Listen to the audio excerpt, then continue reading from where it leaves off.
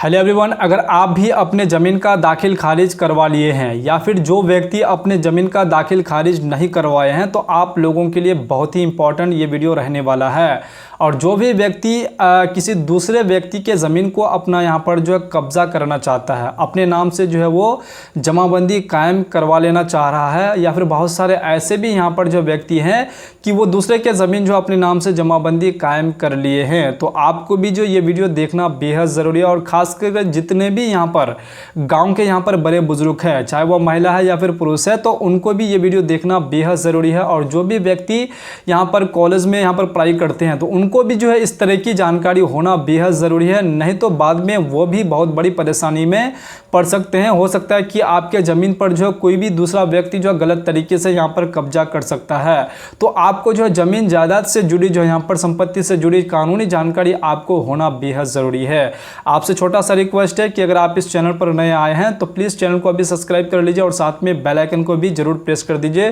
क्योंकि मैं इस चैनल पर इस तरह की जो है यहाँ पर लीगल जानकारी आप लोगों के लिए जो इस चैनल पर अपलोड करता रहता हूँ। तो चलिए जानते हैं कि इस पर जो है यहाँ पर जो है जितने भी व्यक्ति दाखिल खारिज कर लिए या फिर दाखिल खारिज जिनका नहीं हुआ है, और जो भी व्यक्ति अपने ज़मीन तो है लेकिन दूसरे की ज़मीन को यहाँ पर क्या करते हैं, अपने नाम से जो है जमाबंदी कायम कर लेते हैं, दूसरे की ज़मीन को अवैध तरीके से कब्जा कर लेते हैं, तो उन लोगों के लिए जो सुप्रीम कोर्ट के द्वारा जो है 2021 में एक बहुत ही महत्वपूर्ण यहाँ पर जजमेंट दी है, जिसके बारे में आप सभी व्यक्ति को मालूम होना बेहद ज़रूरी है, नहीं तो फिर आप बहुत बड़ी परेशानी में पड़ सकते हैं। तो 2021 में जो है सुप्रीम कोर्ट के द्वारा क्या जजमेंट यहाँ पर दिए हैं, देखिए बहुत सारे ऐसे यहाँ पर जो दबंग टाइप के व्यक्ति होते हैं जो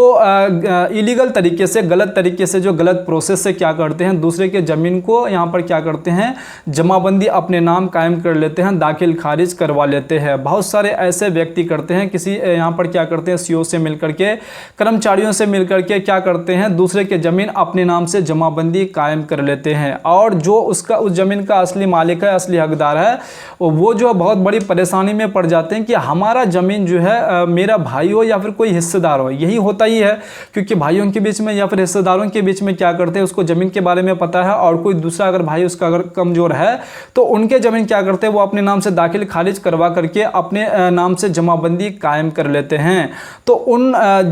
जितने भी इस तरह के व्यक्ति हैं तो उनको जो है यहाँ पर सुप्रीम कोर्ट के द्वारा 2021 में जो ये जजमेंट दिए हैं इसके बारे में उनको मालूम होना चाहिए। अगर आप ये काम करते हैं तो आप जो है आप उस ज़मीन का मालिकाना हक आप प्राप्त नहीं कर पाएंगे, उस ज़मीन का आप असली मालिक यहाँ पर नहीं बन पाएंगे, क्योंकि आपने गलत तरीके से सिर्फ आप जो क्या किया, अपने नाम से सरकार को टैक्स दे रहे हैं, सरकार को जमाबंदी आप यहाँ पर पे कर रहे हैं, तो आप उस ज़मीन का जो है मालिक आप नहीं बन सकते हैं। आपको ये चीज़ मालूम होना बेहद ज़रूरी है। अगर आप किसी ज़मीन का, अगर उसका ओरिजिनल पेपर किसी और के पास है और आपने गलत तरीके से, अवैध तरीके से अधिकारियों को जो है अपने अंडर लेकर के आप क्या किए हैं, उस ज़मीन को अपने नाम से दाखिल खारिज करवा करके जमाबंदी भी आप कायम कर लिए हैं, और वही जमाबंदी लेकर के जो आपका भाई है, हिस्सेदार है, जो भी है, उनको आप वो जमाबंदी ला करके दिखाते हैं और कहते हैं कि ये ज़मीन मेरा है, मेरे नाम से जमाबंदी चल रहे हैं और मैं सरकार को यहाँ पर टैक्स पे कर रहा हूँ, तो ये ज़मीन मेरा है, ये आपको छोड़ना पड़ेगा। तो भोला जो जितने भी यहाँ पर जो कानूनी जानकारी नहीं रखते हैं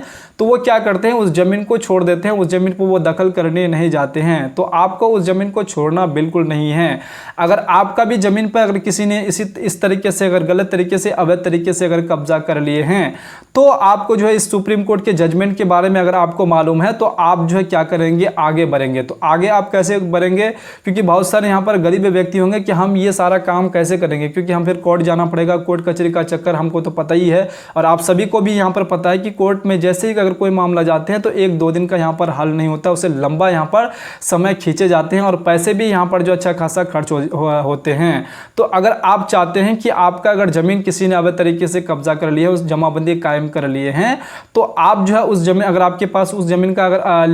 लीगल डॉक्यूमेंट्स है, अगर ओरिजिनल डॉक्यूमेंट्स है, तो आप उस डॉक्यूमेंट्स के हिसाब से आप आराम से लड़ सकते हैं। अगर आप चाहते हैं कि वो ज़मीन हमें मिले, वापस मिले, तो आपको ये काम करना होगा। अगर आप चाहते हैं कि ना मिले तो फिर आप कोई दिक्कत नहीं, आप घर में बैठे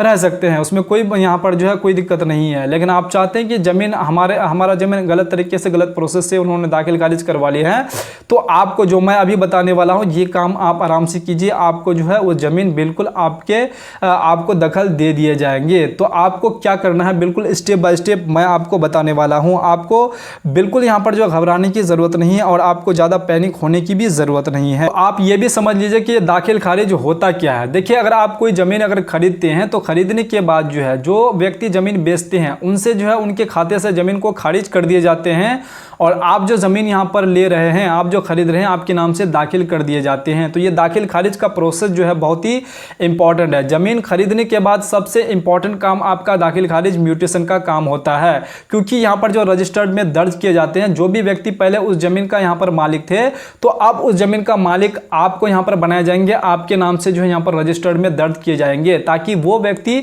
अगर दाखिल खारिज का काम अगर नहीं होता तो जो जिस व्यक्ति से आप ज़मीन खरीदे हैं तो फिर वो क्या होता, बाद में उस ज़मीन को किसी दूसरे व्यक्ति को भी वो बेच सकते थे या फिर वो खुद जो उस ज़मीन को यहाँ पर जो है ले सकते थे। इसलिए जो है जैसे ही मतलब सरकारी रिकॉर्ड में, सरकारी यहाँ पर जो है रजिस्टर्ड में उनका नाम को खारिज कर दिए जाते हैं और आपके नाम को दाखिल कर दिए जाते हैं, यही इसी को कहा जाता है दाखिल खारिज। और जब तक आप जो दाखिल खारिज का काम ये नहीं प्रक्रिया को पूरा करते हैं तो आप उस ज़मीन का मालिक जो है आप नहीं बन पाते हैं और उस ज़मीन को आप अच्छी तरीके से जो है कोई भी काम आप नहीं कर पाएंगे। हो सकता है उस ज़मीन पे आपको यहाँ पर जो है कोई दूसरा व्यक्ति को अगर वो बेच देते हैं तो वो ज़मीन पे अगर केस वगैरह हो जाते हैं तो आपको सबसे पहले वो केस जीतना पड़ेगा, तभी आप उस ज़मीन पे यहाँ पर जो है उस ज़मीन पे आप कोई भी काम यहाँ पर कर सकते हैं। तो दाखिल खारिज एक बहुत ही इंपॉर्टेंट काम होता है, म्यूटेशन एक बहुत ही इंपॉर्टेंट आपका कार्य रहता है। तो ये आप समझ गए होंगे कि दाखिल खारिज होते क्या है, क्योंकि बहुत सारे ऐसे यहाँ पर जो है जो कॉलेज स्टूडेंट है जो यहाँ पर जो अभी कॉलेज में यहाँ पर पढ़ाई कर रहे हैं तो उनको जो दाखिल खारिज के बारे में भी यहाँ पर पता नहीं है, म्यूटेशन के बारे में भी उसको नॉलेज नहीं है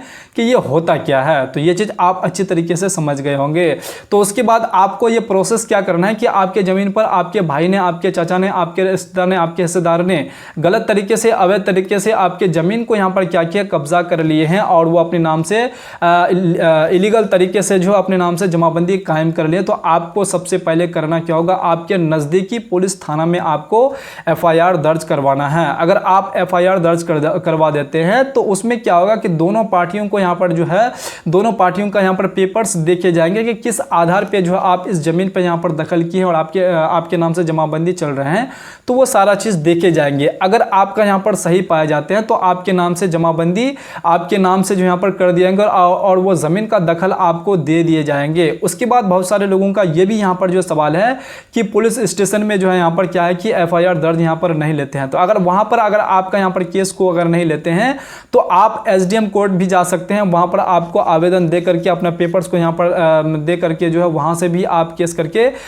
ये जितने भी यहाँ पर जिसके नाम से आप यहाँ पर ये किए हैं, केस किए हैं, जिसके भी नाम से आप FIR किए हैं, तो उनको भी यहाँ पर बुलाए जाएंगे और आपका भी पेपर्स यहाँ पर देखे जाएंगे। तो आपको जो ये चीज़ मालूम होना चाहिए, जो हम आपको अभी बताए 2021 में सुप्रीम कोर्ट के द्वारा जो ये जजमेंट दिए थे कि जो भी व्यक्ति गलत तरीके से, इलीगल तरीके से अगर दूसरे व्यक्ति के ज़मीन को यहाँ पर क्या करते हैं, दाखिल खारिज करके अपने नाम से जमाबंदी कायम कर लेते हैं, तो वो उस ज़मीन का मालिकाना हक नहीं प्राप्त कर सकते हैं। तो ये चीज़ अगर आप साबित कर देते हैं, अगर आपके पास ओरिजिनल दस्तावेज है और आप ये साबित कर देते हैं, तो ज़मीन आपका यहाँ पर रहने वाला है और आपको बखूबी ये केस लड़ना चाहिए। उसके बाद जो है यहाँ पर बहुत सारे लोगों का ये भी मन में यहाँ पर सवाल रहेंगे कि वो ज़मीन जो है यहाँ पर तकरीबन 12 साल से हम उस ज़मीन पे उस ज़मीन पे हैं और उस ज़मीन पे मैंने क्या किया है, यहाँ पर दस्तावेज बना लिए हैं और इस बीच में जो है जो ज़मीन मालिक है वो हमें 12 साल तक जो है किसी भी प्रकार की कोई यहाँ पर टॉर्चर नहीं कर रहे हैं। और जो असली मालिक है वो क्या करते हैं कि बाद में वो क्या करते हैं, आप पे FIR कर देते हैं। तो इस कंडीशन में भी आपसे दस्तावेज मांगे जा सकते हैं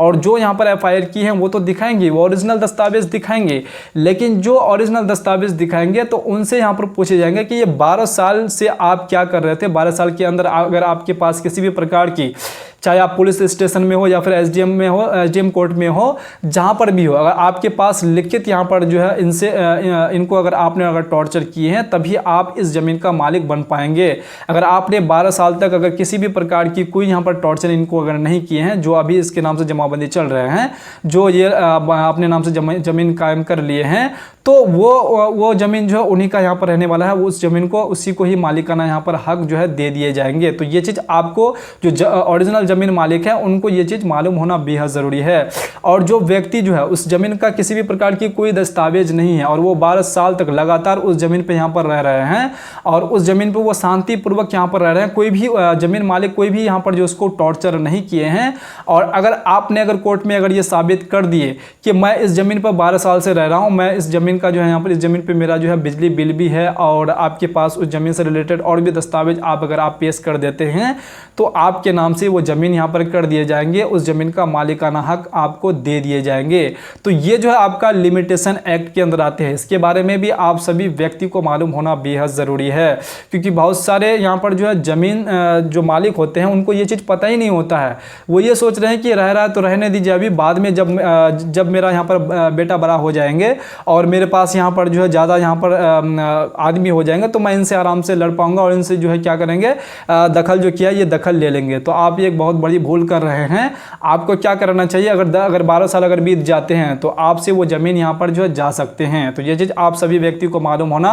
बेहद ज़रूरी है। ये 12 साल वालों के लिए है। अगर कोई व्यक्ति अगर 5 साल 6 साल या फिर 2 साल के अंदर अगर कोई कब्जा करके अपने नाम से जमाबंदी कायम कर लेते हैं तो उनके लिए जो है यहाँ पर ये कानून नहीं है। तो ये भी चीज़ आप सभी व्यक्ति को मालूम होना बेहद ज़रूरी है, नहीं तो आप भी बहुत बुरी परेशानी में पड़ सकते हैं। और बहुत सारे लोगों को जो है इस तरह की जो है लीगल जानकारी ना होने के कारण जो है बहुत बड़ी समस्या में, बहुत बड़ी गलत का फहमी का जो है शिकार बन जाते हैं और उनको जो है बाद में बहुत बड़ी समस्या का जो है सामना करना पड़ता है और बहुत सारा नुकसान भी उसे हो जाते हैं। तो अगर आप चाहते हैं कि हम नुकसान से बचें तो आपको इस तरह की लीगल जानकारी होना बेहद ज़रूरी है। तो अब आपको जो है परेशान होने की बिल्कुल ज़रूरत नहीं है। जो मैं आपको बताया ये अगर आप फॉलो कर लेते हैं तो आप अपने ज़मीन को जो है वापस ले सकते हैं। आपका ज़मीन कोई भी आपसे नहीं छीन सकते हैं। उम्मीद करता हूं कि आपको ये सारी बातें समझ में आ गई होंगे। अगर आपके जहन में इसको लेकर के जो किसी भी प्रकार की कोई अगर सवाल क्रिएट हो रहे हैं तो आप कमेंट बॉक्स में बेझिझक कमेंट करके आप बता सकते हैं।